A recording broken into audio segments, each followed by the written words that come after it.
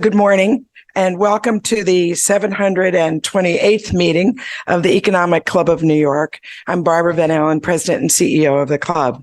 The club is known as the nation's leading nonpartisan platform for discussions on economic, social, and political issues, and we've had more than 1,000 prominent guests appear before the club over the last century. I'd like to extend a warm welcome to students from the Cooney Graduate Center, Rutgers University, and Mercer University joining us virtually today, as well as members of our largest ever class of ECNY Fellows, a select group of diverse rising next-gen business thought leaders. As a reminder, applications for the 2024 Fellows Program are now available online. Today, as part of the club's author series, I'm honored to welcome our special guest, Mustafa Suleyman.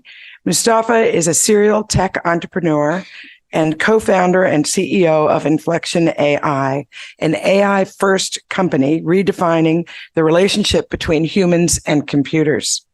Mustafa previously worked at Google as vice president of AI products and AI policy. Before that, he co-founded DeepMind, which was bought by Google in 2014. As head of applied AI, he contributed to the team's major successes in AI research and applications for over 10 years. His book, The Coming Wave, Technology, Power in the 21st Century's Creative Dilemma, was published last month. You all have copies on your chairs. And this was described as an excellent guide for navigating unprecedented times by Bill Gates. Mustafa's accomplishments have been recognized both in the United States and the UK. In 2019, he received the Commander of the Most Excellent Order of the British Empire for his influence in the UK technology sector. The same year, he accepted the Silicon Valley Visionary Award. He's a senior fellow of the Belfer Center for Science and International Affairs at Harvard Kennedy School, working on the geostrategic challenges of future AI systems. He's also a member of the board of The Economist, a member of the steering committee of the WEF's AI Governance Alliance. The format today will be a conversation, and we're honored to have Marie-José Kravis, ECNY's Chair Emeritus and current chair of the Museum of Modern Art, as our moderator. As a reminder, the conversation is on the record. We do have media, as I mentioned, online and in the room. Unfortunately, he has a very tight schedule, so he will not be able to assign books afterwards as he needs to get on to the next meeting. But thank you. With no further ado, if you'll all join me in welcoming both Mustafa and Marie-José at this time, they will take the stage. Well, thank you, Barbara, and thank you everyone for being here, and especially thank you, Mustafa, for doing this, because I know that you've been on the road with your book, but you're also running a company. That's true. So it's really an honor and a privilege to have you here, and thank you. And I thought what we'd do today, and I'm going to incorporate questions that were submitted by members in our conversation so that I'll take into account many of your suggestions for those who are here and those who are online, is maybe go back to how this all started, how your interest in technology evolved. And then we can talk a little bit about DeepMind, about your book, and we'll talk about Inflection AI. So let's start at young Mustafa, the philosophy major, or maybe even before. But how did this interest in technology develop? Yeah, I don't know. I've always had a bias towards action and doing things. So when I arrived at Oxford to study philosophy, I was immediately sort of quite frustrated. I was like, oh my God, what did I get myself into? This is very, distant from getting things done. And I had a sort of equal bias for basically doing good. I was very principled. I had become an atheist. I grew up as a very strict Muslim. And thankfully, when I got to Oxford, I became an atheist quite quickly and had some really incredible moments studying human rights with a few of my professors. And I guess that combination of a bias towards action, but also being very deeply principled, led me to want to drop out and start a charity, which I ran for 3 years and still going 20 years later. It's a telephone counseling service. So I've and at the same time, I also started a business while I was at Oxford, my first business, which was a electronic point of sale system back in 2003, where we sort of integrated like little PDAs and Wi-Fi systems into, or sort of basically giving an internet plus a PDA system to a restaurant. And it was very unsuccessful. It lasted a full year. It was brutally painful. I lost money for my investors, and it was a great lesson. I immediately started another business, this time whilst running the charity, this time selling fruit juices and smoothies. And that was quite successful. That was quite successful, yeah. So yeah, I mean, look, I'm a very abstract thinker, and I am very good at sort of challenging and questioning and asking and being just sort of unabashedly ashamed of just trying to get to the bottom of something. And that has served me incredibly well. Throughout my sort of career, I've been an interlocutor, essentially, a translator, sort of trying to distill and synthesize complex ideas for my peers and my colleagues and my teams. And that has actually turned out to be very valuable for understanding machine learning. I mean, machine learning is is much more accessible than I think people realize. Set aside the software implementation.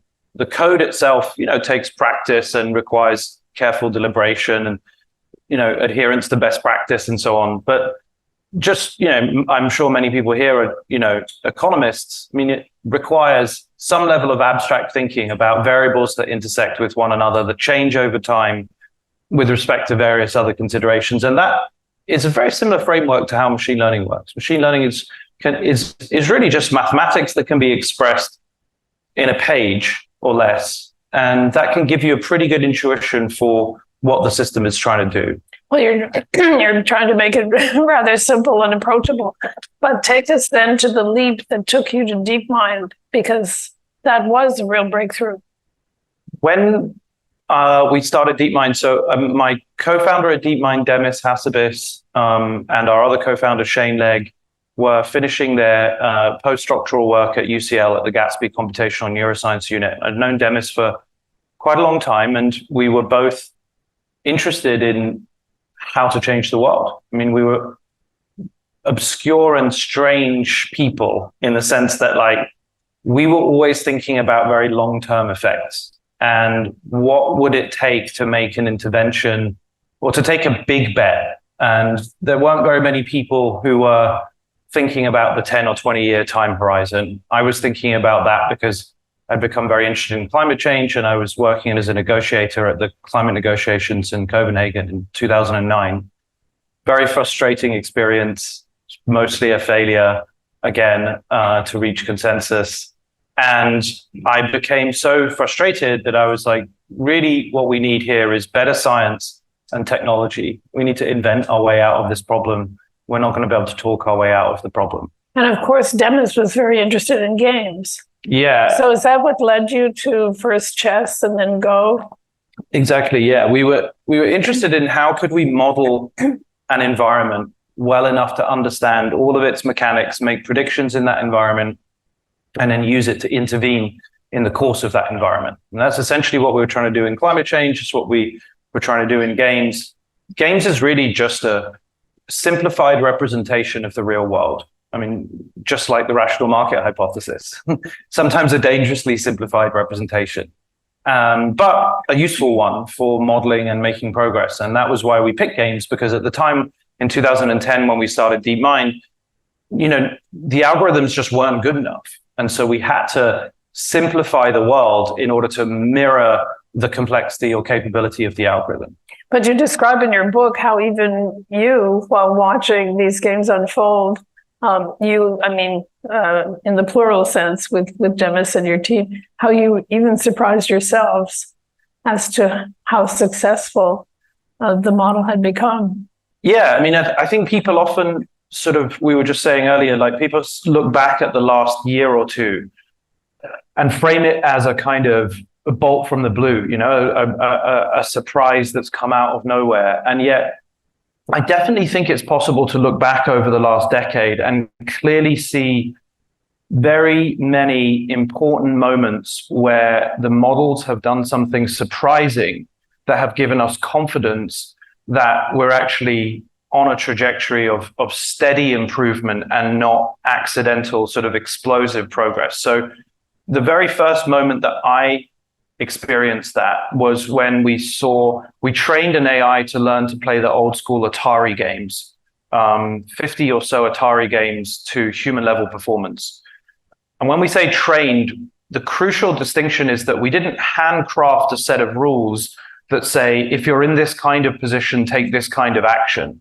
We simply designed a very simple reinforcement learning algorithm that says, take the score that you're accidentally stumbling into at any given moment and associate that score with a set of actions that you randomly took in the frames in the run up to that successful moment. And so this associative learning or reinforcement learning actually produced, with many, many sort of millions of iterations of self-play, pretty complex behavior. In the case of Space Invaders, the AI, the DQN algorithm at the time could dodge, incoming enemies. It could shoot missiles and quite precisely hit targets. And then in order to play the game Breakout, which was where you control a paddle at the bottom and bounce a ball up and down, it developed a pretty cool tunneling strategy that funneled the ball up the side by targeting the same block continuously and then bouncing the ball up and down at the top to get maximum points with minimum effort. It's a very simple idea. Most human players, if you're addicted enough, discover it. But the crucial thing is that this was new knowledge that wasn't programmed into the system, that it had learned through self-play and through a very simple reinforcement learning algorithm that could be expressed in a single sentence. And that was back in 2012, published in 2013. And we essentially took the same high-level framework and repeatedly applied it to many, many different domains over the course of a decade. And, with a few tweaks, that's pretty much where we've ended up right now. Well, excuse me, yes, the games, but you did achieve a major breakthrough, especially as a scientific tool with AlphaFold, because that maybe follows the same approach, but is a real major breakthrough in terms of enabling scientific research. And in fact, was just awarded the Lasker Prize here in New York, I think last month. Yeah, last month. Yeah, I mean, the cool thing about it is that our thesis was that we could take the same basic algorithm and apply it to lots of different domains. So before we started working on protein folding, we actually published 3 Nature papers over the course of 3 years. The first work in OCT scans, diagnosing 50 blinding conditions to consultant ophthalmologist performance, including not just a diagnosis, but a proposed treatment pathway. We did the same for mammograms, chest x-rays. We did the same for the prediction of acute kidney injury and sepsis, which are the 2 biggest killers, avoidable killers if you're in admission in a hospital. And, with a little bit of hand waving, just to, cut it short, the same basic algorithm was applied in these really quite different modalities.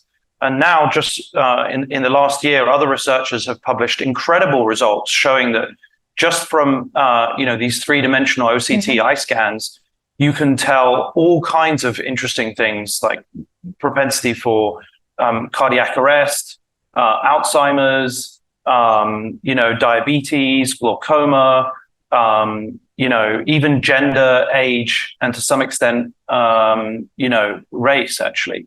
So it's very interesting. These models are picking up on signal in the raw data that we as humans have no chance of being able to see.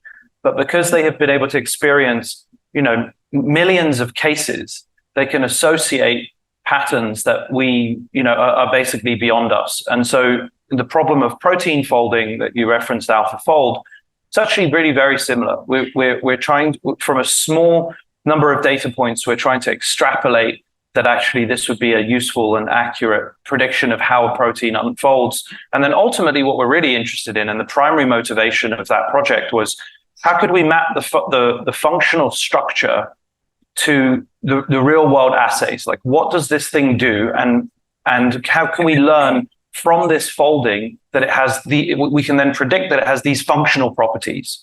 That's the real breakthrough, and that's yet to come. If we knew that, I mean, that really is completely transformative. We would be able to manipulate biology to design, really perfect drugs, to design new compounds, and so on and so forth. And are we anywhere close?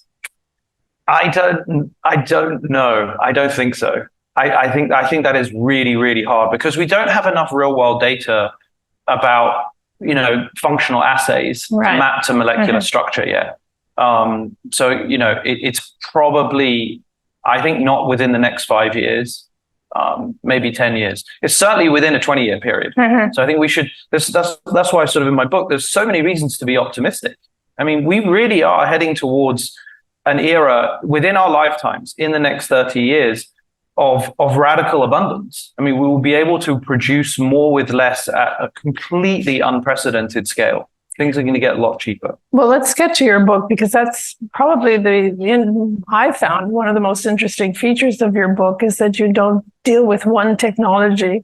I know there's been, because of large language models and so on, and ChatGPT, so much interest in large language models, but you go beyond that and deal not only with AI, but with this convergence of technologies, synthetic biology, AI, fusion, genetic engineering. And it's this wave that you describe, and I mean, you probably can describe it. I'm sure you can describe it more eloquently than I can, but it's this convergence that defines this point of inflection that we seem to have reached.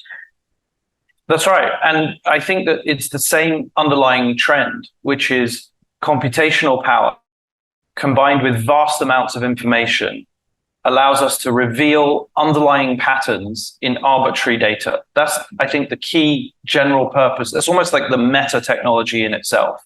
I mean, in intelligence, it's hard to sort of frame intelligence alongside all of the other general purpose waves that we've experienced in the history of our species, because intelligence is the ultimate technology. It's almost like a meta technology. The ability to use tools is a way to amplify our own capabilities, but also turbocharge these other waves that are on their way, like you said. And, I think that is unlike anything we've ever seen before, and likely to produce, value like we've never seen before. I mean, imagine having, access to research assistants and, creators that are as capable as any human that has ever, has ever lived, and being able to direct those sort of artificial intelligences, if you like, to specific purposes. And I think it's important to be clear, that doesn't necessarily mean those beings have autonomy or that they would be conscious or sentient in any way. If we engineer this correctly, it's possible to take the good bits about being human, our ability to make predictions quite accurately, our ability to synthesize vastly different types of information, and our ability to creatively put those things together to invent new things without having, the emotion, the biases, all the kind of weak judgments, the value judgments that come with those things, and certainly without having autonomy or sentience. And so in that sense, I see it really as a tool to turbocharge us. So some of your colleagues, I've been thinking of Jan LeCun or Yasha Benjo and so on, have in a way disparaged large language models and said that they're more or less a distraction in the path towards artificial intelligence. Do you share that view, or? I think like a healthy academic debate is essential. And there is a risk that we are converging around a single architecture, to the detriment of all others. And so a lot of academic departments are frustrated that they're not getting well funded, unless they focus singularly on large language models. And that's a concern. At the same time, empirically speaking, this is working incredibly well. We've sort of been through this first phase of classification where the models understand raw data and can label it. We're now in this phase of generation where they understand the underlying data well enough that they can produce an accurate prediction of what might come next, be it in text or images. The third wave or phase is going to be interaction. So you can use that generative AI to get feedback from other AIs or from other humans in the real world. And the next phase, which we're just scratching at in parallel, is going to be multimodality, not just with, images and video, but any sensor data, right? And so, in principle, the only limit to being able to integrate those other modalities, I mean, think of every ray of light, every element of sound, you could possibly imagine all the sort of tactile data that comes from physical interactions with the world, all of the arbitrary time series data that we have from so many other sources that when you just look at the raw form means basically nothing to a human eye. So, these models in a quite unsupervised way, without hand curating any of the inputs, can actually parse very multimodal data from, very different sources, not just sort of audio, text, and image, but these other time series data. So I think that seems to me almost certainly the case, that we're going to be able to integrate all of that and make use of it. So I'm not persuaded that this isn't a good route to continue pursuing, even though the problem, I think, with some academics is that there's a desire to have this like very purist interpretation. My view of the world is being broken, but as good scientists, they should, and they do. I mean, they observe. The perfect is the enemy of the good. Yeah, exactly. I mean, it's working incredibly well.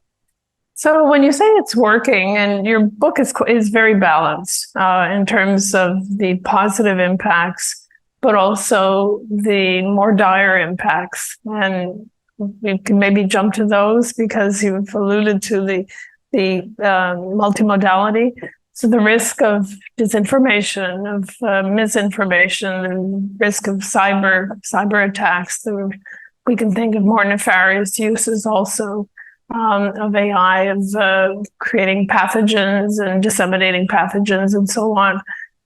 How worried are you about the more negative effects? And we'll get to the positive. I'm very worried about it, and I think it's right to be concerned. I think that the better framing is, rather than assuming that we're going to be stuck with the issues of bias or the issues of hallucinations, for the next, decade, assume that those issues are going to be dealt with very soon, and probably in the next 2 years. I think we're going to largely eliminate hallucinations entirely. And I think that the models are going to get so controllable that they will have a bias to the extent that you shape the model to have the bias. I mean, they're going to have very few unintended biases. I mean, we're already seeing that. It's worth remembering that each generation of these models is 10 times larger in terms of computational consumption than the previous model. So when we talk about going from a frontier model of generation 2, like a GPT-2 or a GPT-3, GPT-4, the difference between 3 and 4 is 10x. The difference between 2 and 4 is 100x compute. I mean, we really we don't see those curves very often in any area of science and engineering. And the fact that we can now predict with very high certainty that over the next 5 years, models will be trained that are 4 or 5 orders of magnitude larger than they currently are today at GPT-4, 10,000 times or more larger. We can also then extrapolate what capabilities might arise with more computational power, because the role of the computation is essentially to pay attention to more of the underlying training data with respect to itself. So you have these huge, databases of tokens, trillions of words, and the models learn the connections between all of the different words. And if you have a small amount of computation, then the model can only use that computational budget to attend to so many of the possible relations between all the different words. If you have essentially infinite, then in theory, it can attend to all, it can make an all-to-all connection between all of the underlying training data. And what we saw in GPT-2 was a model that was essentially incoherent, right? It was, it could barely complete sentences. It's like unrecognizable. And now with GPT-4, it's approaching human level performance at language generation across a wide range of tasks. And it's not just the accuracy that has increased, it's the controllability.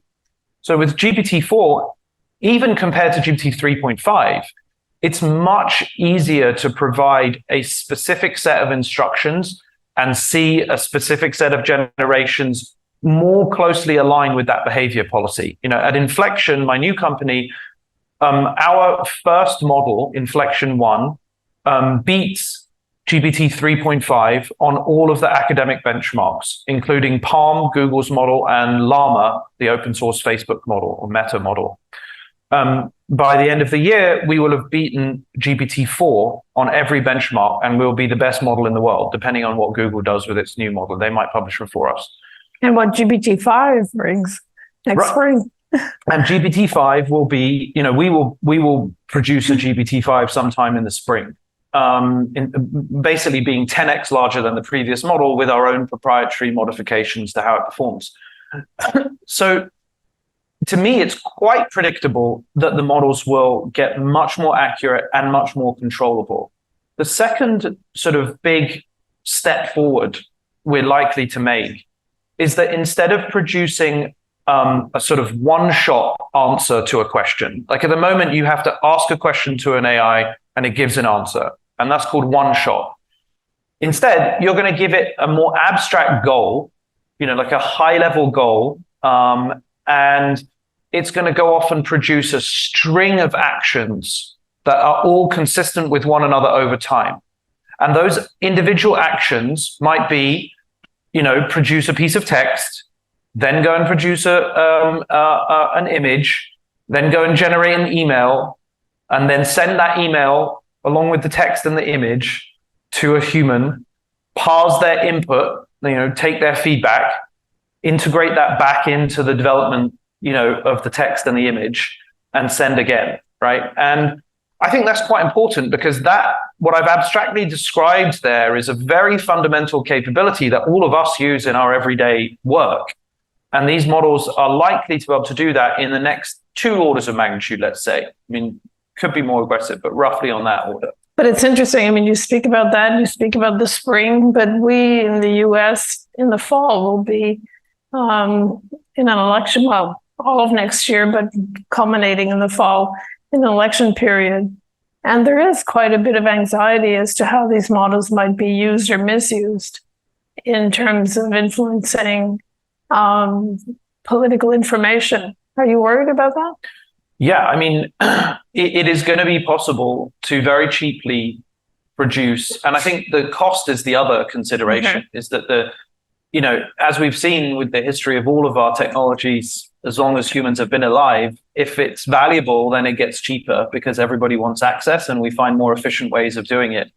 And so we should expect these AI models to be available in open source, almost at the cutting edge of frontier performance, maybe a couple of years behind the absolute frontier. And everybody will be able to get access, as we've seen with the open source diffusion models for image generation. It's quite an incredible thought. I mean, every image that is available on the open web has now been compressed into a 2 gigabyte file that you can download and run on a, good Mac, right? A good laptop. And it can generate, novel images that you've never seen before. That's really quite remarkable. And that's kind of what I mean by the plummeting cost of power, because if that trajectory holds, and obviously I'm predicting that it is, then it won't just be the ability to generate images. It will be the ability to generate sequences of actions over time that will be compressed into a very small transferable unit of power, and usable by anybody. So the synthetic misinformation thing around the elections, sure, important, we should pay attention to it. But I think that's kind of a bit like the discussion we've been having the last few years around bias and around hallucinations. Important questions, don't get me wrong, I really don't mean to trivialize them. I just think step back and consider the broader context over a 5 and 10 year period. You know, we're really going to have extremely capable, intelligences that are approaching human level performance as amazing project managers, assistants, inventors, kind of scientists, really, certainly entrepreneurs. And I think over a 10-year period, those are going to be cheap and widely available in the open source. And I think that's the structural political question to focus on, because what does it mean that anybody can wield state-like powers? Well, that I was going to get to that point, is that because of the ubiquity and availability of these technologies, it's very, very different. People often talk about proliferation and non-proliferation, or they talk about containment. And you raise that question, is containment even possible when these technologies are available to non-state actors, good and bad? It's worth saying that, we have never contained something with these characteristics. No. We've contained other types of power before. In fact, most new technologies that we invent are by default contained, right? So aircrafts, for example, you have to get a license. Every component is regulated to within an inch of its life. They can only travel on certain tracks. There are regulations on every part of it, right? Same with cars. Same with handling, certain sensitive biological chemical substances. Mm-hmm. I mean, we have very effective regulatory frameworks which protect the public interest and minimize harms and maximize benefits, but they take time to unfold. And so far, especially with nuclear, non-proliferation, the structural dynamics of those kinds of problems are very different to these diminishing cost curves and this kind of race towards zero marginal cost. Well, also the limited number of countries that had nuclear weapons. I mean, we could discover, and there could emerge some rogue actors, but nevertheless, it is a limited number of participants in these non-proliferation discussions. How can you do that when a technology is so widespread? Yeah, that's the challenge. So the good news about that is that the knowledge and know-how to be able to build a nuclear weapon is actually widely available. Mm-hmm. If with a little bit of intent, you can even find it online. Right. The restriction is it costs a lot, requires huge physical infrastructure, which is very observable. And clearly uranium-235 is scarce and hard to handle. And crucially, there was a taboo around the weapons. Right. It's a very significant fact that those two bombs were dropped, and they served as this eternal reminder to everybody of the horrific nature of these weapons. And, so whilst they are dual use, and it's clear that they're very valuable for power, the threat was also extremely well articulated by history. In this case, I think it's very hard to say that GPT-4 has caused any significant harms. I mean, there's been a couple of cases and so on, but net, this is the most unbelievable benefit we could possibly imagine. And so the harm isn't going to arise in the traditional sense. There isn't going to be a sort of massacre in that sense. I mean, in synthetic biology, it's easier to observe the harms because it is going to reduce the barrier to entry to manufacturing, potentially sort of more transmissible, more lethal, engineered pathogens. I mean, it is going to get easier to do that because you're going to have a coach that is sort of teaches you if you don't have that training. And I think the good news is that the open source efforts and the big companies have been working very hard to prevent those capabilities. But of course, some people might in the future, train their own models that are deliberately designed to do that. And so you have to separate bad actors deliberately intending to do harm. And, on the whole, the internet has been pretty well policed. If you think about 20, 30 years ago, how much harm could have arisen that hasn't been, because it is actually well policed, both by the big tech platforms, but also by ICANN itself and governments. But I mean, some and more groups would argue that we don't really understand the impacts that, for example, social media have had on children, on their education, on anxiety, envy, and so on. The rate of suicide amongst young girls, for example, in the 11 to 14 year category, influenced by Instagram or whatever. We don't really understand what the impacts have been. So it's too early, really, also to say that you'll have good actors, bad actors, and that there'll be a way of monitoring their actions, don't you think? Yeah, that is very true. I mean, there are unintended side effects, which we're only now beginning to quantify as things go into production. That's over time also. Yeah, and that's one thing I worry about, is that certainly people will train models to be manipulative and be hyper persuasive and try and participate in the electoral process. And we're going to have to confront a lot of sticky truths. People will and want to use these models for romantic relationships, for sexual relationships, and in many cases already are. There are millions of people having full-time relationships with AIs today. Mm-hmm. And it's a kind of reality that we have to confront. There are certainly going to be people that deliberately design these things for highly addictive, outrage-inducing, engagement only kind of mechanics, and that is going to be concerning, super scary. And in terms of their development, the development of their technologies, do you think we're moving to a bipolar world where you have two AI superpowers, China and the US? Or is that a model of the past? It's a model of the past, and that's partly why I think we're moving towards it. I think, the reality is that we have control of the primary commodity in this business. We in the West have NVIDIA, and that is going to make a huge, huge difference. The export controls were essentially a declaration of economic war on China, which are holding them back from developing frontier general purpose models in a very significant way. I don't think it's going to be possible for them to train a GPT-5. I think they're already struggling to train a GPT-4. And so it's a major intervention into, as they would see it, the development of their civilization. And it is as grand as that, I think. I think sometimes we are not fully cognizant. When I talk to people about what the export controls mean, I feel that there's a kind of lack of empathy for how significant an intervention it is into their development trajectory. And maybe it's politically justified or not. I don't want to comment on that, but, it's a big deal. It's a really big deal. They're not going to be able to catch up with us. And so that naturally is going to bifurcate development.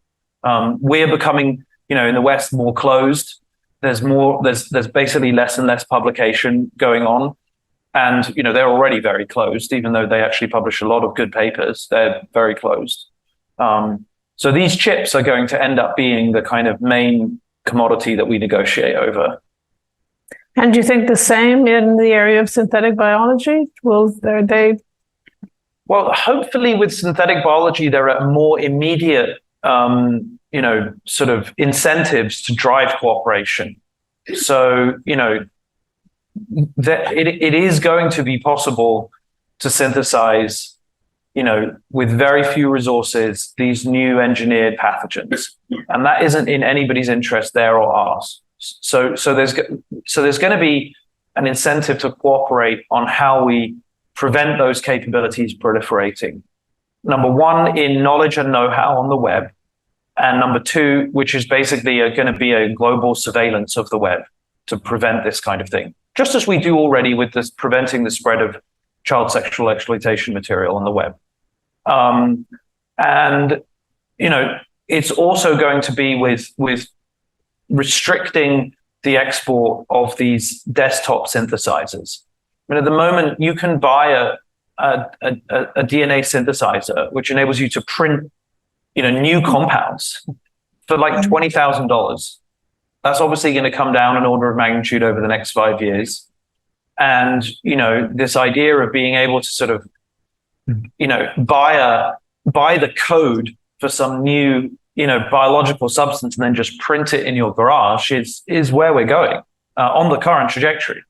And that could you elaborate on that? Because I'm not sure that and there's been so much interest in AI, but the fact that DNA is really, it's information. And the fact that you can alter, you can now alter it, you can modify, you can adjust, you can create new information. And as you say, you can synthesize, is really transformative in terms of everything that's happened before.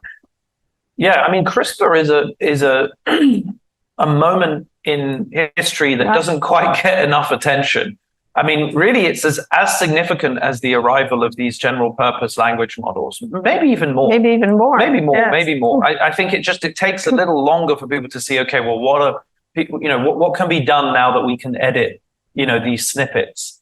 But even if you set aside editing, simply printing known compounds, and, being able to do that extremely cheaply on site locally is in itself a kind of similar to the image model that I described, a compression of power. It's sort of taking all the knowledge that we've collected over the decades, knowledge in the kind of information space sense about, what DNA is and, how it can be used to produce new compounds, and compressing that into, a file that can be emailed around, and then, using that to actually print new substances that you kind of, just on a whim. I mean, that's a kind of type of power that we've just not grappled with, in terms of its consequences so far. So I think it's as significant, and I think it's an area where we have good reason to cooperate with China, where we can provide, for example, some of our safety techniques. I mean, why would we not share the tricks that we've invented for preventing these large language models from generating, coaching for how to manufacture anthrax?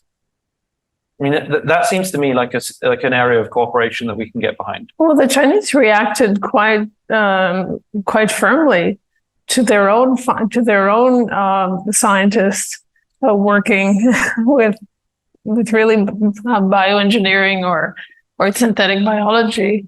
And in fact, I don't know what has happened to those scientists. They've disappeared, or that's part of the problem. Yeah. Look, I mean, obviously they have a much more authoritarian tendency, and they want to shut down anything that looks like it could potentially be a threat. So you're right. This was 3 years ago. 3 years ago. Yeah, there was a moratorium by most of the Western scientists because it's a scientist, I forget the name, had edited a human genome, right, and given birth, to two babies. Right. Yeah. But is that the future? I mean, I think yes. Designer genes, for sure. We have to accept that the default trajectory is proliferation, because everything is getting cheaper and easier to use. The set of people who might have the intention to experiment like that, but previously don't have the financial resources or the technical expertise, when you take those two things away, even if it's 1 in 100 million people on our planet who are, sort of psychopathically motivated to engineer the next strain of COVID that is 10 times more transmissible, that person will be found by these reducing cost and complexity curves. And so we have to, it's not doomerism, as people often say, certainly in Silicon Valley where I'm from, that to deeply engage with the potential of very dark outcomes. It's very rational. And it's actually critical that we start talking about it now, that we adopt a precautionary principle and we take the possibility seriously, because it is very possible. So there are plenty of interventions that we can make, but they require action, pretty soon. But we keep saying we, but who is the we? Is it government? Governments are acting faster than ever before, right? So, the White House issued a set of voluntary commitments to the top 7 technology companies, Inflection included, was one of the 7 for the largest developers of language models, requiring them to proactively sign up to a set of restrictions about model uses, about the sharing of commercial IP, about how we keep our models safe. So if we make a safety breakthrough, we should share it with others, that we should publish reports describing our current capabilities, our underlying training data, et cetera, et cetera. So I think, look, it's still a voluntary commitment, but it's quite a significant first step. And I think there's going to be an executive order out in a month or two enshrining those. There's all kinds of regulatory efforts that are spawning. So I think the we is us as a species collectively. It's not just the model developers, but it actually involves, everyday people paying attention to this question, genuinely participating in the accountability process, giving feedback, saying what's acceptable and what we think is not. One of the recommendations in your book is that corporations spend 20% of their R&D expenditures on safety checks. Is that realistic, or given the competitive nature? I think it should also be audited as well. Yes. So you think it should be compulsory, not voluntary? Yeah, I do. Yeah, I think it should be compulsory. It's completely rational. I mean, we're inventing technologies with unprecedented power. I can't imagine anyone who wouldn't agree with that. The reality is that, we need innovation on the company side, on the academic side. We need movements and social organizing, and obviously we need innovation on the political side. I mean, for what it's worth, we've incorporated Inflection. My co-founder Reid Hoffman and I, and our third co-founder Karen Simonian, have incorporated the company as a public benefit corporation.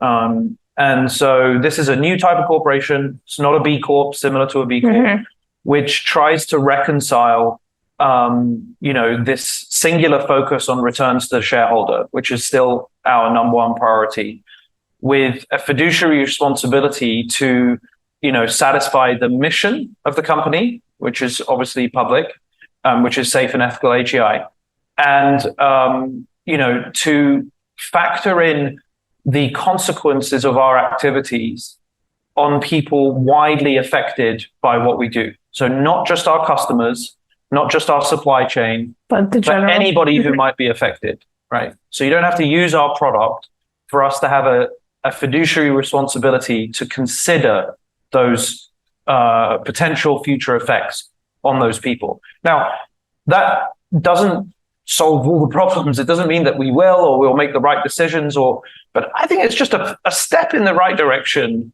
given, the kind of magnitude of the things that we're inventing.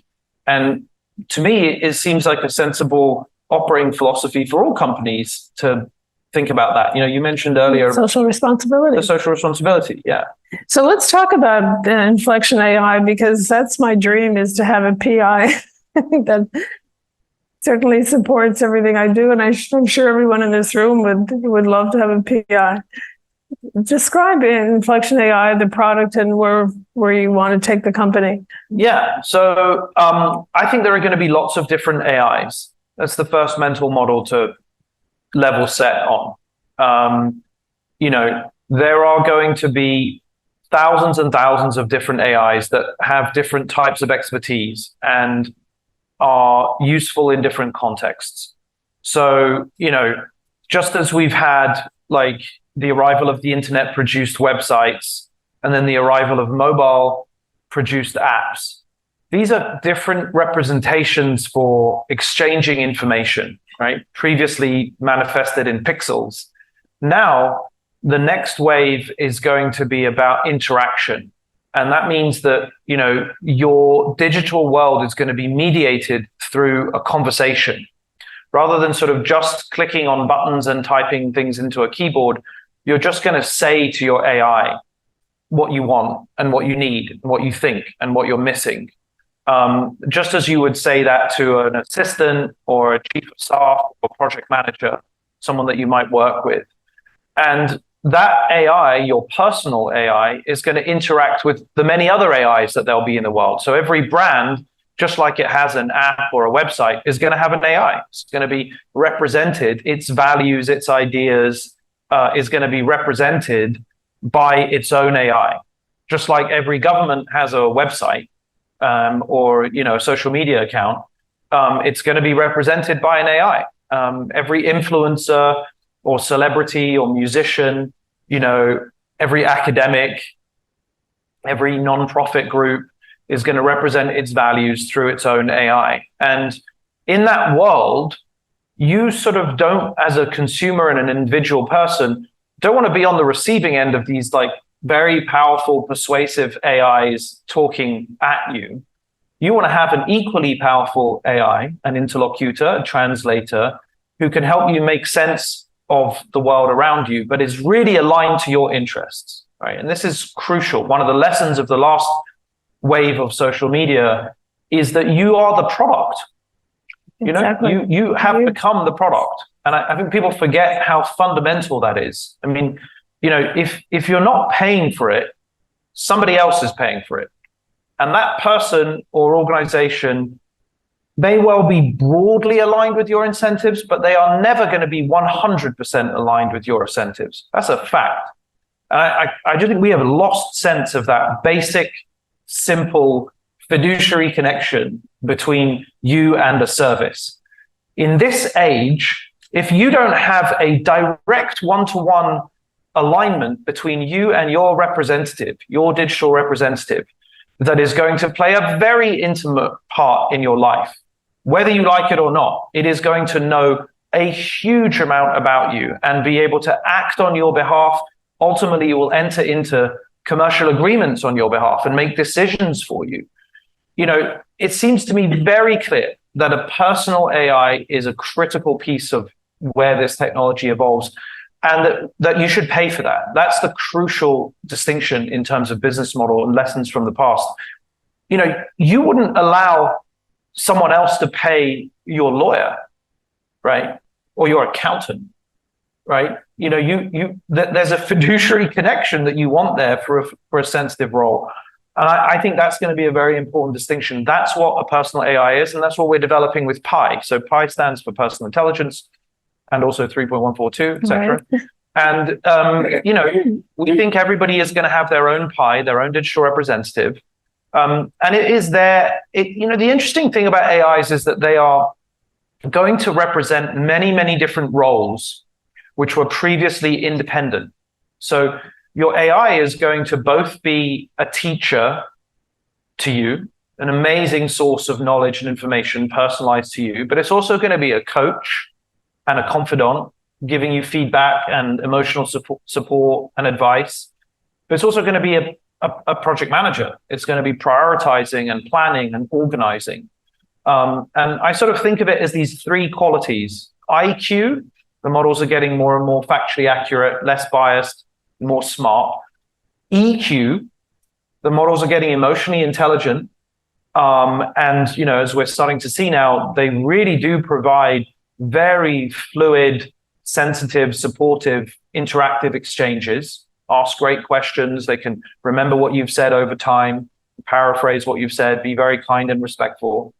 And then the third component is AQ, the actions quotient. Like the models are going to start to be able to use tools, make phone calls, send emails, use APIs. And that's the kind of next wave that's coming in the next 2 years. But Pi hasn't actually been deployed. Pi can't do any actions yet. No, Pi can't do any actions. At the moment, Pi just has IQ and EQ. It's an app that you can use on iOS, and on Android, and 10 different surfaces. You can actually access it on Instagram, on WhatsApp. The concept is that an AI should be with you wherever you are. You should expect to have access to your, personal intelligence whatever you're doing, wherever you are. I see, Barbara. I think we've run out of time. Could I ask just one quick question just to close the loop? Because you began by talking about your interest in climate. And to what extent do you believe or do you aspire to see AI help in resolving some of these big climate issues? Yeah. I mean, I think there's a number of areas. I mean, the first is that this is going to be an amazing synthesizer of information. And that is one of the biggest challenges that we've had in the COP negotiations for 30 years, is distilling knowledge down into consumable nuggets that we can take action on. And I think that's very clear. As a research assistant, it's very clear that these models are going to be, and I think already are, very good at coming up with hypotheses, finding evidence to support those, reframing information in different ways. You can adjust the extent to which the model is creative or very specific with recalling, exact pieces of information. That's a very, useful research aid as we're inventing new things. So I think, if you think about it like that as a scientific aid, I think it's going to have a huge impact on what we're able to create in the next few years. Let's hope. Thank you, Mustafa, for Thank you. sharing your ideas. Thank you very much. Yeah, thank you both. I think it's fair to say that's one of the most fascinating conversations we've ever had in the club. So thank you for that. Just real quick, because I let the schedule run a little bit. Next Tuesday, October 17, we have a breakfast with Pat Gelsinger, the CEO of Intel. He'll be in a conversation with John Williams, our chair. On October 19th, as many of you know, we will be hosting Jay Powell, the chair of the Federal Reserve. So tables are still available for those interested. On October 25th, we have a webinar with the president and CEO of Northwell Health, Michael Dowling. And I'm not going to go through the whole schedule for November, but let me just mention December 7th, we will be having our closing dinner with Bill Gates, who will also receive the Peter G. Peterson Leadership Award that the club gives annually. Please be sure you try to view our new podcast, The Forum, hosted by Becky Quick. It's available on all your favorite platforms. And of course, we always close by thanking the members of the Centennial Society that are here or online joining us today, as their financial contributions help to make our programming possible. So thank you, everyone online, and everyone in the room. Have a great day. Thank you.